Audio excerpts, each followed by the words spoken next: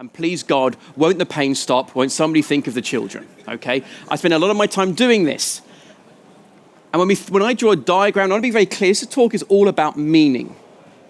And so I want to be clear about my meanings and how I draw diagrams and what I show when I show an arrow like this in a diagram of a microservice architecture. We're seeing here an arrow going from one service to another, and this is denoting some form of logical dependency.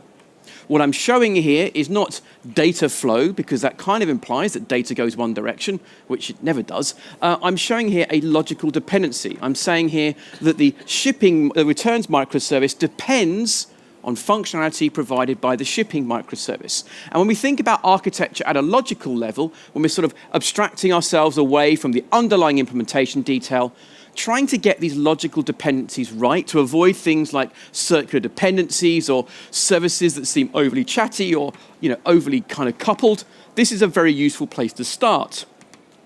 In a microservice architecture, we can implement these dependencies in a number of different ways, but generically speaking, what we're saying here is the returns microservice depends on functionality provided by the shipping microservice, and that's what this arrow is showing. Simple, straightforward stuff. Of course, I can't spend all of my time in the world of logical architecture because, back in the sort of, I would say late 1990s, early 2000s, you could make a very good career as a highly paid software architect, existing purely in the space of logical architecture and never having to sully your hands with things like actually implementing the system or understanding how code works. Those days have gone, thankfully. We now have to think actually about how we're going to take these ideas and actually implement them. So then people start talking to me about, well, Sam, how are we going to communicate between these things? Are we using synchronous or asynchronous communication? And that's what this talk is all going to be about. Now, I want to start off with an admission. I've always struggled with these two terms. And I think this talk today is really me trying to summarize why I struggle with these terms. When it comes to logical interactions, the concepts I found to be more useful when thinking about the nature of interactions between services, when I'm trying to think about getting my boundaries right, is not to think about synchronous and asynchronous, but instead to think about the differentiation between request-response-oriented communication, sometimes called request-driven, or event-driven communication. And I think here the differential is quite stark and quite clear, and as a result is often a more meaningful way to think about communication between things. Probably the most common form of communication that I see in an interprocess context is request-response-based communication. And this is often because it's quite analogous to calling a method on an object. And for many people, they take an existing monolithic application, they break it down into services, perhaps using something like an RPC mechanism, and that kind of promotes this sort of request-response flow. I have a service that needs to accomplish something. In this situation here, the return service needs to facilitate a customer returning an item, and so it needs a postage label. But it cannot generate that postage label by itself. That's the responsibility of the shipping microservice. And so we send a request. We say, hello, could I have a shipping label? Here's the size of the package, here's the weight, here's the destination. And in this case here, the shipping microservice understands all the different courier companies we might work with. It selects the right kind of label and it sends it back. And that is our response. We often talk in this context about the returns microservice here being the consumer, because it is consuming the functionality provided by another microservice.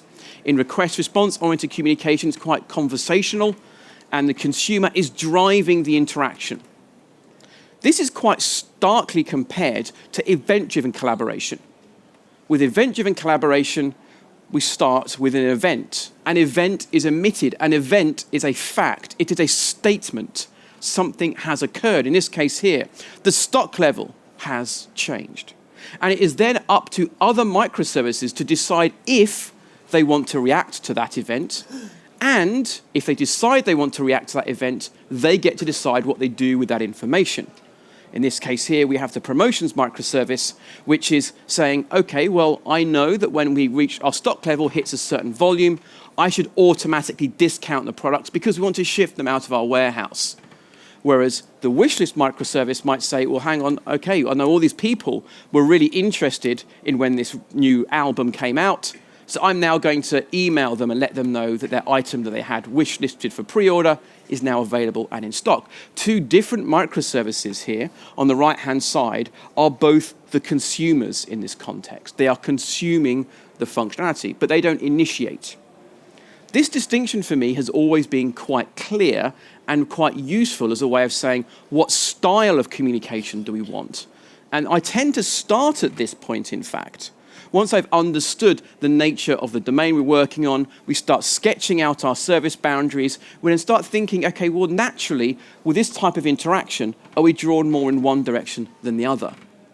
And then we overlay other concerns on top of this. Things like, what are our security concerns, latency, sort of just throughput? What technology do you already have in the mix? And how well does the technology we have available to us match to these styles? But very quickly, the conversation comes back to this. Synchronous versus asynchronous. But Sam, I want an answer, because some people are telling me that I'm a bad person for using synchronous communication. And I've got to use asynchronous communication because my hair will be long and glossy. I will be more attractive to the members of the appropriate sex. I will have a spring in my gait. So trying to combine these models, I would often talk about how these ideas combine. I would talk about how with a request-response-based interaction, it can be synchronous or asynchronous in nature. And that once you decided to use request-response-based communication, you still have another choice to make, which is which one of these implementations would you prefer? Event-driven communication, I would always describe as always being asynchronous in nature. If you're saying I'm going to use event-driven communication, you are naturally gravitating towards asynchronous communication. And I kind of sort of still stand by this, kind of sort of. But the problem I've got, and this came up when I was trying to do when I was writing the second edition of my book recently, was realizing that there is not any good, consistent definition of what the term asynchronous means. And I was inspired to do this particular talk, partly because of my challenges here, but also partly by this post by Pat Helen. So Pat Helen is one of the pioneers of computing. You should read his Substack. It's very infrequent, but it's always a very good signal-to-noise ratio. And in this particular article, Pat is trying to explore the term eventual consistency. And he makes the argument that eventual consistency, part of the reason it can be so confusing is that we use the term consistency in lots of different contexts in computing, but where that term has very different meanings. So he actually argues in this that we should probably better refer to eventual consistency as eventual convergence, because eventual consistency describes a system where eventually every replica will converge to show the same state. Whereas consistency, we often get confused in terms of, say, the consistency of an ACID database transaction. And if you think you know what the consistency of an ACID database transaction actually is, go and now look at the definition of it, because it will surprise you, because it's not at all what you thought. So I was struggling with this a little bit, and I thought, well, hang on, can I do a Pat Helen? Can I come up with a better term for asynchronous communication? In short answer, no, because I'm not as smart as him. But I at least want to take you through my thinking so far, because maybe some of you will have a better idea. Now, at this point, what I would normally do, of course, if I was sensible and smart, is I would do a huge amount of research, looking through lots of books for prior art, and I did a little bit of that, but I didn't do a lot of it because I'm not Kevlin Henney. Instead, I relied on Twitter because I am fundamentally, at heart, lazy. So I thought maybe I can get some sensible answers on Twitter. And obviously, this being the pre-Musk days, the answers were slightly more sensible than they are today. And so I put this out there, like a Batman spotlight, only it's, to my followers, which are largely other people interested in architecture. And I said, what does this mean to you? What does asynchronous mean to you? Because I think the definition is fuzzy. And I got a variety of different responses. I'm going to take you through some of them and take you through some of the other research I did around this topic and just share some insights around this. So one of the first responses I got was from Darren Hobbs, who happens to be an old colleague of mine. He's based in the UK. And he said for him, asynchronous communication is about sort of sending an email versus having a phone call. And at first glance, this feels like a useful and interesting distinction. However, it does imply some kind of performance differential. Phone calls are fast, emails, well, how many people here have got zero inbox, right? Yeah, the people that have zero inboxes, they don't have very busy lives, right? You know.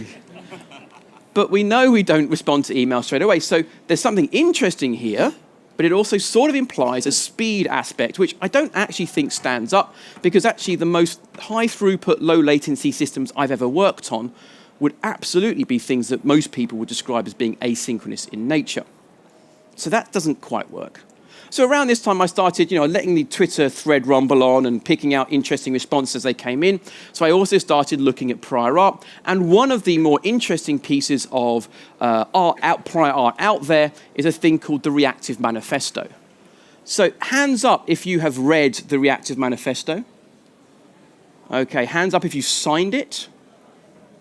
Hands up if you understand it. What? One person. Right, okay. Half understand it. Right. So the first thing I want to say is I'm about to tear this apart. But I want to start off by saying I know some of the authors of the Reactive Manifesto, and they're very smart people who I respect greatly and from whom I've learned a lot. There is a lot of stuff in the Reactive Manifesto that I find to be interesting and useful. However, we have to accept it is a piece of dogma, which is a very kind of specific and extreme viewpoint. It is also, unfortunately, not very useful for you to understand how to build systems, because it's a little bit vague in its definitions. But let's get into that and talk about it. So I want to stay up with this. These people put hard work and effort into creating something and putting it out there. And I'm going to tear that apart a little bit. So this is done with great respect, but at the same time, it's fun to poke holes at other people's work. So we'll start off with their definition. They've put some work into defining the term asynchronous. And I thought, great, because these are smart people. I respect the work. They've done a lot. So let's read what they wrote about asynchronous. So the entry goes, the Oxford English Dictionary describes asynchronous as not existing or occurring at the same time. We'll come back to that later on in the talk. In the context of this manifesto, we mean that the processing of a request occurs at an arbitrary point in time, sometime after it has been transmitted from client to server. Let's go there one more time. The processing of a request occurs at an arbitrary point of time, sometime after it's been transmitted from the client to the server. This sort of is using the language of request response, which is kind of odd because really they talk about events, but that's a bit muddy. But anyway, the thing that really stuck out with me is this idea that things are only asynchronous if the request is processed after it's been received. And I'm like, as opposed to what, right? As opposed to the server processing the request before it was sent? Like, I don't know unless they've got some kind of Doctor Who kind of networking protocol winding around here. Because also, let's remember the two fundamental truths of distributed systems. The first is that you cannot beam information instantaneously between 2 points in time. Yes, we understand that quantum entanglement is a thing, but quantum entanglement is not a networking protocol. So, in that context, we know we cannot beam information instantaneously between point A and point B. Therefore, because our universe is one in which causality exists, the request will always be processed after it is sent, unless time travel is a thing. So this is kind of a meaningless term, a meaningless definition. But there's other stuff in there, and I said there is some great stuff in the Reactive Manifesto, so I dug a bit deeper. And often it's easier to define a term by talking about the opposite. And this can sometimes be a useful way of understanding what something is. And they've actually done that as well. And this starts to feel more concrete to me and starts to give me better understanding. So they're saying that synchronous is the opposite of synchronous processing, which implies that the client only resumes its own execution once the service has processed the request. It's saying that synchronous processing means that I can't do anything until that other thing has finished its request. That's what it's saying. Now, actually, this is a very, very specific thing that has a concrete term. And that term isn't asynchronous. And this came up back in the Twitter thread. So Steve Smith, who's works for Equal Experts over in the UK, knows a lot about continuous delivery, very nice chap. He initially came back and said that for him, synchronous versus asynchronous, he thinks synchronous communication for him is like TCP, is a connection is open for the duration of communication. And again, I like poking holes at my friends, so I said, okay, so you're saying if I use quick or UDP, what does that mean? And he clarified, he said what he actually means is that you're not blocking for a response. So what the Reactive Manifesto was talking about, and what Steve's talking about, is the concept of non-blocking. And that is a very specific concept, which I think is more useful to discuss than talking generically about asynchronous communication. So let's talk briefly about non-blocking calls. So we've got a very simple scenario here. We've got a microservice which is going to be responsible for some kind of business process. So you could imagine this is a simple little orchestrated process here. And to carry out this operation, I need to go to a loyalty microservice and give someone some points. I also want to upgrade their subscription by talking to the subscription microservice. Now, these calls don't need to be causally linked. I don't need to do one and then the other. They're not linked in and of themselves. But I do want to do both these operations. Now, if I implemented this in a fairly straightforward, naive fashion, I might have a bit of code like this. So I have my first line of code, which makes the first call, and then I get back a response object, res1, when that call has completed. So I make the call, I wait until I get a response, I now have that response object. Then I move on to the next line of code here. And then I make the second call to the other microservice. So I have to block and wait for the first service to complete handling of my request and to wait until I get that response object back. Once I have that response object, then I can go on to the next line of code. This is what a lot of people, certainly a lot of people who like the Reactive Manifesto would decry. This is, for them, synchronous and blocking. It definitely feels like it's blocking, right? So, of course, there are some inherent challenges with blocking calls like this, although it actually is quite an obvious starting point for a lot of people building distributed systems for the first time. One of the bigger issues here is around latency. So if you think about how long this operation is going to take, the duration of this operation is now going to be the sum of the calls rather than being the maximum of the longest call. So in this case here, if we said that arbitrarily the first call takes 50 milliseconds and the second call takes 150 milliseconds, that means that our operation is going to take at least 200 milliseconds in total. And obviously, this actually is, in reality, would likely be worse. Because in a real-world system, you should never look at the average latency. You should always look at latency on a histogram, because tail latencies can really screw things up. And what you tend to find is when you have a series of sequentially blocking calls, you actually end up with a really large variation in how long an operation can take. And when you have a system that has quite a large variation in terms of healthy behavior, it becomes very hard to actually manage that system. So we end up with sort of a double whammy problem. Firstly, this thing is taking longer than it needs to. And secondly, we end up with a system that can be harder to understand. And that's not good. Consistent behavior is often significantly better than sporadically fast behavior that's also sometimes really slow, right? You would take a consistently mediocrely performing system over extremes any day of the week. But an obvious improvement here is to do these two calls in parallel. So rather than doing one line of code and executing it and then going to the second line of code, instead what we would like to do is to say, well, look, let's just make this whole thing faster and let's basically run this in parallel. And this is actually very, very easy to do using things like reactive extensions. So in this example here, we're going to make a change. We're going to wrap the invocation of these calls in a future. So a future is a read-only type, the value of which is dependent on a as yet potentially uncompleted operation. So I'm making a call, but that call is effectively being dispatched on a background thread.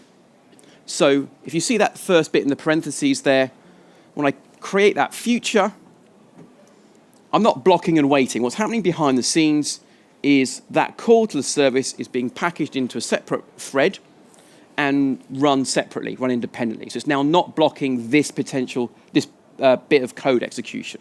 So in Java, this would actually end up being an operating system thread. So the nice thing about this is that we can kind of chain up a whole bunch of calls, but we're not waiting for the first call to finish. We're immediately going on to the second line, the third line, and we can keep walking through. In the background, these calls are now happening in parallel. And this is just obviously a bit of pseudocode. There's different syntactic sugar for different programming languages, but it's all pretty straightforward to look at examples in your own programming language of your choice. Effectively, though, what this basically means is although the code looks virtually identical to the previous example, what's actually now going to happen is that those calls will run pretty much in parallel, assuming we've got spare threads and I/O capacity and everything else. So the hope would be that the latency of this particular operation might go from being, say, 200 milliseconds to now being 150 milliseconds because we're able to parallelize the calls. So this is obviously an improvement. Non-blocking seems great in this context, and in general, I tend to agree. But let's poke a little bit deeper into the concept of non-blocking.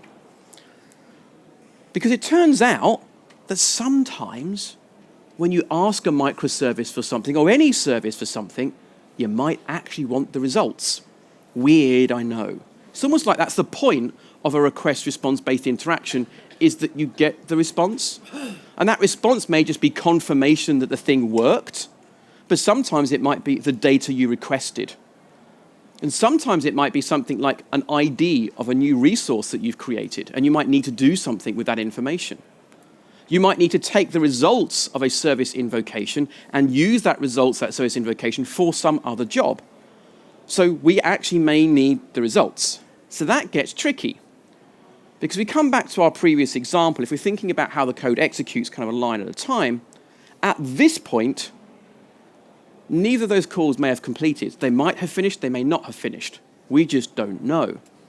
So we don't actually know if those result objects are going to give us anything other than, I'm not ready yet, when I really try and access them. So what do I do to get those results? To actually get those response objects from these non-blocking calls, we have to wait. How do we wait for the results of a non-blocking call? We might do something like this. So this is like an await, and it is saying block and wait until both of these futures have completed. So we've got a non-blocking, and therefore, based on the reactive manifesto, asynchronous communication that then has to block. So is this asynchronous or not? Is it non-blocking or not? I don't think you can describe this client as non-blocking. I think you can describe these particular invocations as non-blocking, but not the whole client. So this is, again, it's murky, but I still would prefer, I like the term non-blocking and blocking. When we talk about an individual invocation to another service, it makes sense, we can discuss it. But this idea that non-blocking is non-blocking, kind of not, right? So even if you have non-blocking calls, the logic of your processing may still require that you have to wait for things to happen. Even non-blocking calls can end up in you having to block. But they are still worth doing, in my opinion. That confusion aside, non-blocking calls in general, especially if you're starting from a piece of code that looks like my first example, are often a good and easy way to improve your program in terms of speeding up performance and also avoiding you having to do anything crazy threading yourself. And the reactive extensions for all the different programming languages out there are really, really good. And this was actually one area where certainly .NET led the way. So, okay, well, this kind of was starting to make concrete sense, but I knew there were other definitions out there. So back to the Twitter thread we go. So here is Graham Lee. And Graham Lee's used to work on Tyro, which is a payment system, and bank in Australia. He's worked on big complex systems before. And so Graham was sort of sharing his thoughts. He said, okay, the definition that he's been using is the sending service doesn't wait for completion of the receiving service before continuing and or completing its own work. This is non-blocking. Again, that first little bit there is non-blocking. But now I think about it, I also expect a temporal decoupling from the receiving services availability. This is a new thing. We've introduced a new term, temporal decoupling. And what this describes is a situation where when I talk to another service, if that service isn't available, and that means that I cannot carry on with my work, I am temporally coupled. You have to be up and available at the same time I am for this operation to work. Temporal decoupling would create a situation where even if you were maybe offline, I could still get on with my day. And this is kind of reiterated from a few different people. So Benjamin Johnson said that synchronous communication is as a direct communication between the sender and the receiver. But with asynchronous communication, there is an intermediary involved between the sender and receiver, for example, a message broker. And this gets kind of interesting. When we look at intermediaries, they are often what we use to achieve temporal decoupling.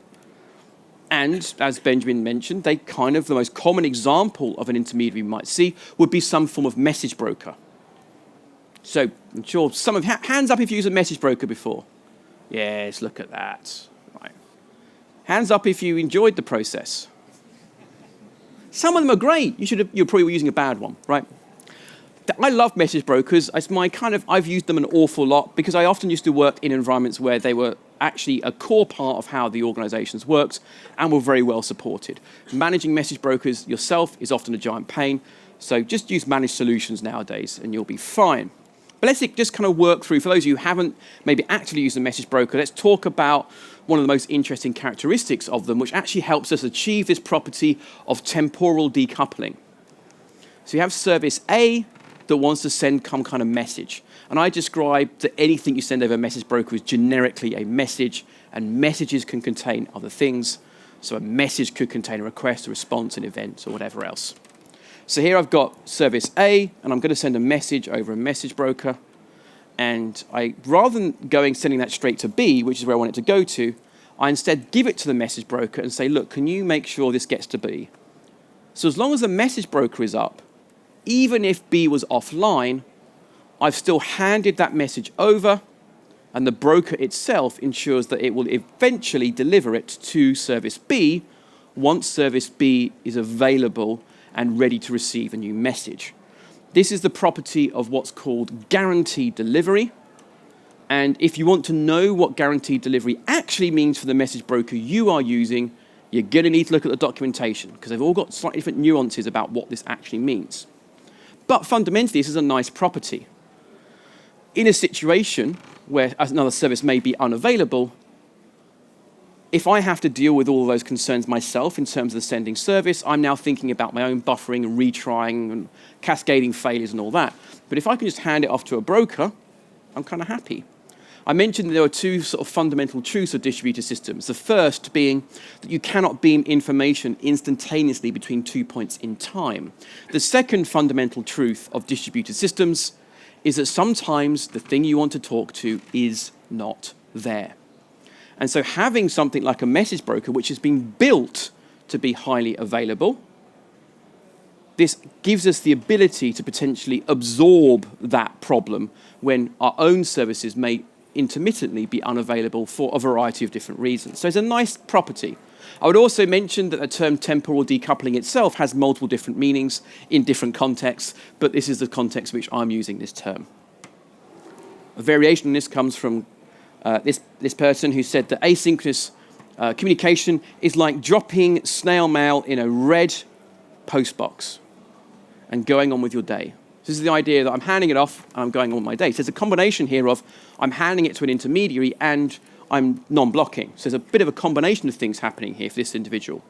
And then one day, boom, Postman Pat stuffs something into your house mailbox along with millions of coupons and charity mailers. For those of you who don't know who Postman Pat is, this is Postman Pat. This is the OG Postman Pat, not that new weird guy with the hovercraft. This is the proper official Postman Pat. So at home, I'm not at home right now, as you can tell. This is not a hologram. I don't have I can't afford that kind of will.i.am technology, so I am actually here in person. But I have a post box at home, and our postman, who he doesn't look like this, he's actually got a beard, but otherwise it's pretty much the same look, right? He has been delivering post for me, and it's in my letterbox. We have a letterbox in our front door, like I'm sure many of you do here. So when I get home, there'll be letters waiting for me. It's unlike in the US, of course, where we don't allow people to come to our front door, just in case we like minigun them to death or something. So, but you get the idea, right? We have like an inbox where our post comes, and we're not there right now, but we can pick that up. And that's what a message broker is doing. This analogy of the intermediary, the message broker, as a mailbox is quite apt in that sense. Somebody else puts it into that mailbox, and when the person is ready to receive it, they come and pick it up. And there are lots of variations of this kind of inbox style pattern using an intermediary. You can use a database for this type of purpose. You probably shouldn't, but I know some of you have. File systems are commonly used as an intermediary. In fact, this is probably the most common form of service-based communication in the world. A large amount of systems that were digitized, back in the 80s and 90s, digitized paper-based processing systems. And so what happens is now we've got electronic versions of files that we generate and we put somewhere, and at some point later on, another program picks them up. And so we use file systems effectively as our intermediary. You can also use email as an intermediary-based system for communication between your services, but don't do that, because that's silly, right? But the beauty of this model is that the sender of the message does not need to worry about whether or not the recipient is currently available, and that's a nice property. Of course, what we do, though, need is for the intermediary to be up itself. If your broker is down, we're back in the same problem as before. I sort of mentioned at the beginning that you can use request-response-based interactions can be synchronous or asynchronous in nature. We've already looked at how request-response-based communication can maybe be non-blocking, but we can also use intermediaries with request-response-based communication, and this opens up some interesting questions for us. So in this example here, service A, again, is sending a message. It's sending, in this case, it's going to send a request. It's going to ask service B to do something. And so that request goes to the request queue for service B. So service B is there listening, waiting for like a request. It's like, is there anything there? No, nothing's there. What about, no, not yet. Yeah, grab it. And he grabs the request and starts processing it. It's a nice model. I like this stuff, it's cool. So it grabs that request and starts processing it. Now, of course, it's got a response. So how does it get the response back to the person who sent it the request originally? Well, obviously, the answer is always another queue. So we take our response, we send that back on a different queue. In this case here, I've just called it the response queue. And now service A is able to consume that response again when it is ready and able to do so. And this is an example of using an intermediary-based system like a message broker to implement request response, which is something people actually surprisingly often don't know about, but it's a very straightforward model. But let's poke a little bit deeper. Remember, I started off by saying that you used to be able to live as an architect purely in the world of logical architecture, unsullied by concerns like making the system actually work. We can't do that anymore. We actually have to think about, well, it gets implemented. One of those annoying details we have to deal with is the fact that quite often, in fact, normally in the case of microservices, especially if you're running on the public cloud, we would need to have multiple instances of our services. So in this case here, I have 2 instances of service A. So when I send that message, when I send that request to service B, it does its work, its calculations, it generates that shipping label or whatever else, and then it sends that back to me over the response queue.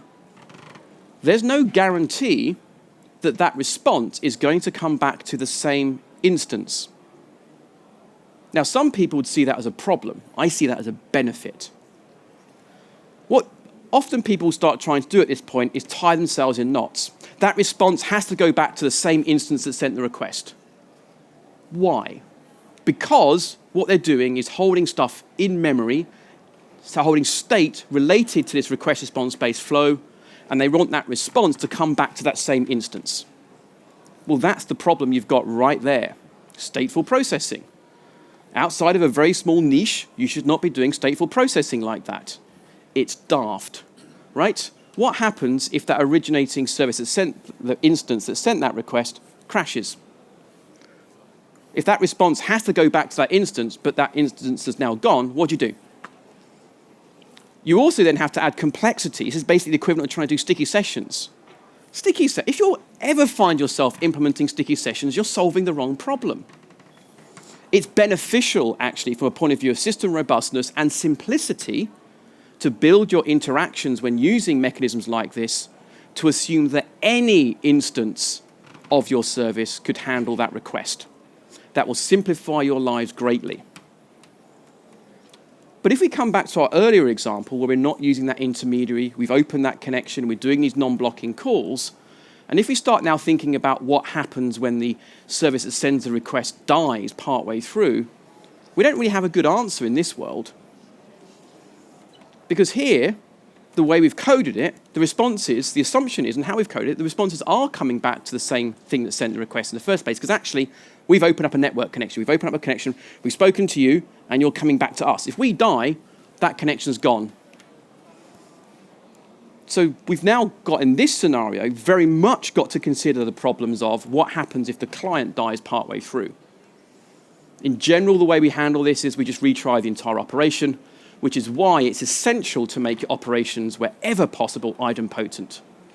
And if you can't make your operations idempotent, it's going to be painful. But it's arguable anyway that when using an intermediary, it actually encourages stateless processing, which is a bit of a win. Obviously, so we've made our world probably simpler to reason about. The downside, of course, is we've made our world more complicated by requiring that we've now got a reliable intermediary in the mix.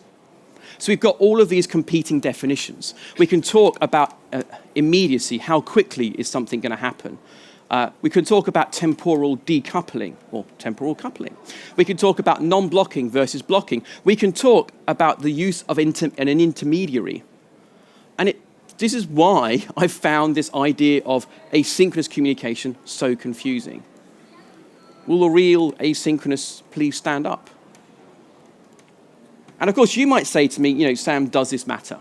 Words do have different meanings. The majority of you here, I suspect, don't speak English as a second or even third language, but you would still understand that in English, as in your own languages, you might have the same word, but when used in different contexts, it takes on different meanings.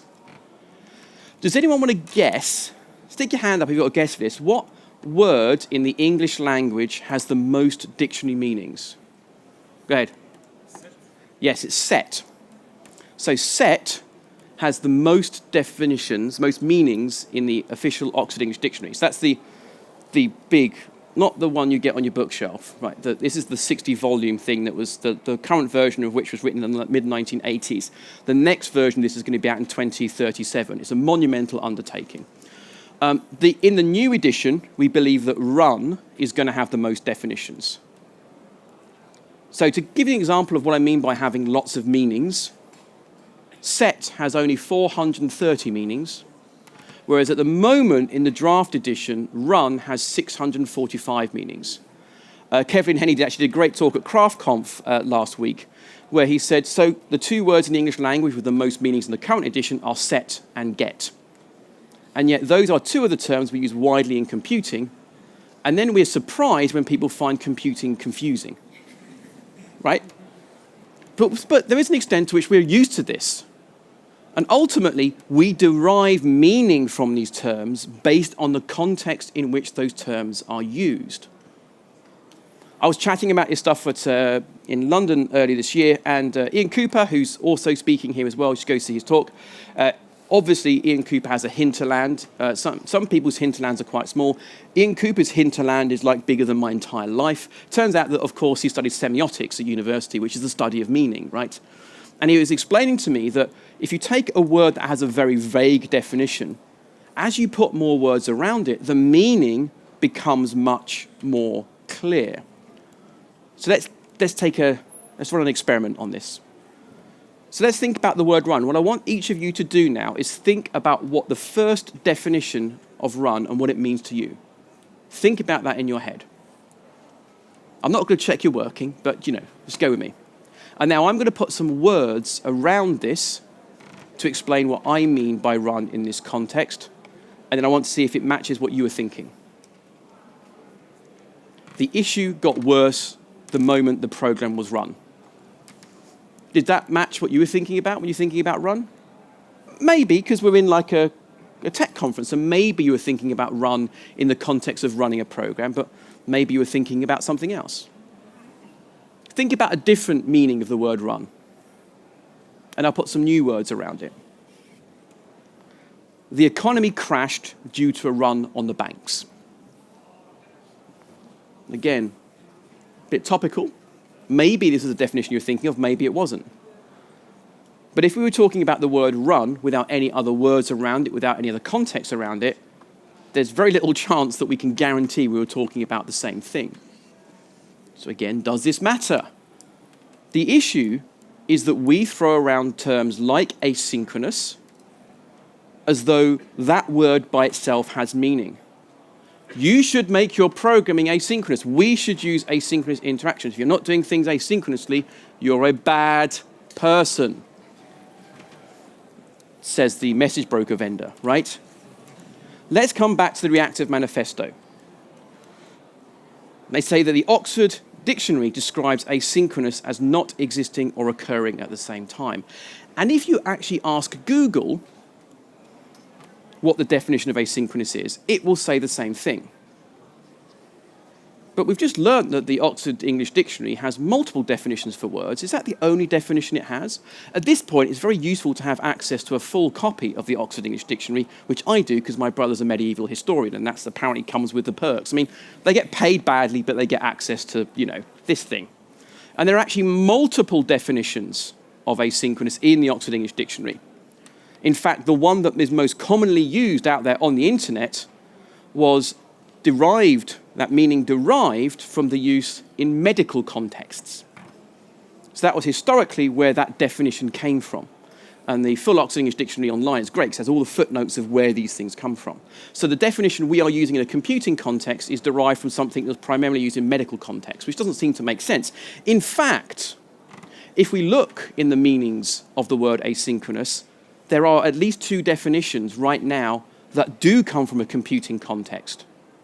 And these were not the definitions used in the Reactive Manifesto, interestingly enough, or in any of the books that I've read about that use the term asynchronous. So one of these terms talks more about asynchronicity within a single process, but there is one that talks a bit more about transmission. So this is a definition: designing data transmission in which packets of data are sent at irregular intervals, with the start and end of each packet being marked by specific signals involving such transmissions. I don't know what any of that means. This is ultimately coming from work where we're talking about the communication at a very low level. How many people here open up raw sockets and craft your own packets over your own networking protocols? Someone up there does. There they are. Which burn them. Most of us don't work at that level of abstraction. We work at the level of TCP or UDP, or we work at the level of HTTP, or we work at gRPC, where we're hiding all these abstractions. This is a definition about asynchronicity and communication that is from way down in the stack, and as a result has no meaning to us. The reason this is important to talk about is because fundamentally software is a type of sociotechnical system. That's a very long word, isn't it? Sociotechnical from socio, people, and technical, technology. This is technology in the kind of, I think it's the Greek term of technology, meaning a complex system with knowledge rather than what we think about as tech, right? This is the generic kind of concept of technology. And before you start saying, oh God, no, it's some other woke, left-wing, tofu-eating, wokerati Guardian reader coming out here about to ram politics down our throats.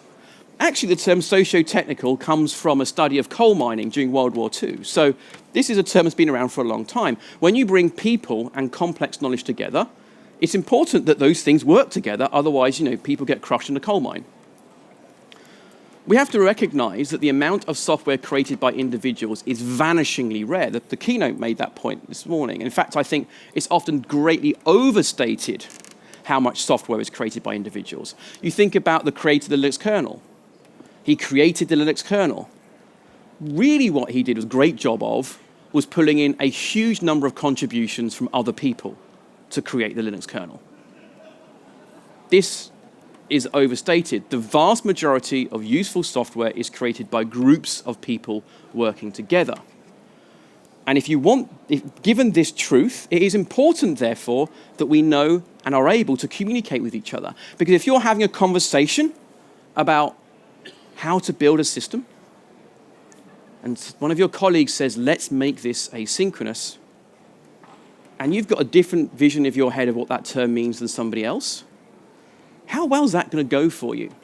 Especially in an environment where you might be working in a more remote environment, where you have maybe fewer interaction points, where definitions become even more important, especially if you're working over different time zones. And we know this story, don't we? We know how important good communication is. It's in the Old Testament. In the Old Testament, we have the story of the Tower of Babel. It's actually only 3 verses, and they talk in those 3 verses about the importance of communication. They also, weirdly, in those 3 verses, talk about the importance of new building practices that enabled them to build a tower. We don't tend to talk about the fact they discovered new ways of building buildings in there, but it is in there, right? But what was happening is these people were building a big tall tower, and the Old Testament God said, no, I don't like that. No. So he went down, and the reason they were able to build this big tall tower is because, they were all speaking of one language. And so God said, don't like it, went down, said, you're all now speaking different languages. Now, there's no actual explanation given in the Old Testament as to why the Old Testament God did this. There's lots of kind of subsequent justification for this. But fundamentally, we do have to accept, if you've read the Old Testament and the New Testament, that the Old Testament God was a bit different to the New Testament God. He was a bit more fire and brimstone. It's almost like an inverse Daenerys Targaryen character arc, like halfway through, like he got different writers. But anyway, so they came in, you went in and you changed the languages so they couldn't communicate, and so the tower could not be built. And this is a problem. We use the term asynchronous and synchronous, and we pass it around in the same context, but we don't give it enough words around it so we can effectively communicate its meaning. So what concretely can we do about this? Start by having a conversation about what is it your application needs. Describe how you want that application to handle different situations. What do you want your application to do when the server is unreachable? How fast should your application be? What should you do if in a service-to-service-based interaction, the client crashes? How are you going to handle that situation? If available to you, use the more explicit terms that we have. Blocking versus non-blocking. That's a great example. Say things like clients should, wherever possible, make use of non-blocking calls. We should strive to run operations in parallel where possible to reduce the overall latency of our systems. We should use, broker X as an intermediary. These are concrete terms. We're putting more words around these ideas, therefore the meaning can become more clear. But do try and make this not about just correcting somebody else's meaning. And I've immediately contradicted myself here because I did spend a lot of time kicking the Reactive Manifesto, which, as far as I'm concerned, it's more punching across than punching down. And the only reason I'm able to do that is because the people who wrote the Reactive Manifesto put hard work into creating it in the first place. So they have my apologies in advance, but it was an easy target. In The Princess Bride, Vinicus is corrected. And Guillermo Montoya says, you keep using that word. I do not think it means what you think it means. Now, in this context, we all understand what the word actually means. And in Guillermo Montoya is picking up Vinicus and saying, actually, your understanding is different to the rest of society. We can't do that with asynchronous. We don't get to say what asynchronous actually means because there is no widely accepted term or definition for asynchronous in the context of inter-process communication in the way that we talk about it nowadays. There just isn't one. I did check Tannenbaum, right? Latest edition of Tannenbaum's book. he mentions asynchronous, I think, 6 times in the whole book. He realizes it's a silly term, and he uses different terms instead, right? So maybe just when you're in a situation where someone says, we should make this asynchronous, just say to them, what does that mean to you? Ask them what the meaning is behind that word, because what you find might shock you. All right, that's me. I'm done. I hope you enjoy the rest of the conference. I have probably got some time for questions. I think I've got about 6 minutes for questions. If you aren't going to hang around, I hope you have a fantastic rest of the conference. I'm going to be flying off in about an hour and a half from now. Unfortunately, time gets in the way. But I really thank you so much for coming out today. And yeah, any questions for me? I'm going to see, anyone got a question? Oh, no hands, no hands. Oh, go ahead.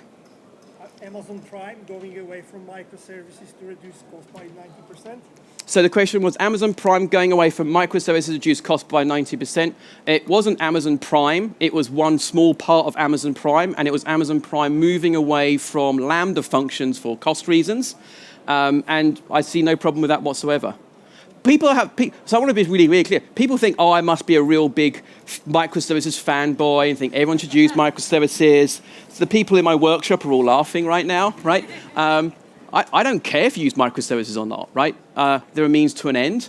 I'm not selling you a Kubernetes cluster or trying to ship, Lambda functions. So if you don't use microservices, that's absolutely fine by me. Just please buy my book though, because I have got a mortgage to pay for. It'd be really handy. I do want but some of the discourse around that I thought was quite unfortunate and quite poisonous. You had people criticizing the team for even having the temerity to try using Lambda functions in the first place. Then they were criticized for making a mistake. And some people were saying you could have solved it in about 25 different other ways. You're not there, you weren't there, you don't know their context, and you don't know how they came up with that decision. And the idea that when people change their minds about how to solve a problem and then talk openly about that and share those experiences with you, that people then criticize them for that, take a long, hard look at yourself in the mirror if you're doing that, because it's daft. And all you're doing is ensuring that nobody else ever wants to talk about how they changed their mind either. So I have no problem with it. I'm very thankful that they shared it. Any other questions? All right. Okay, I'll probably hang around here for about 5 minutes or so, but it will be that short. But thank you so much. My contact details are online. Enjoy the rest of the conference.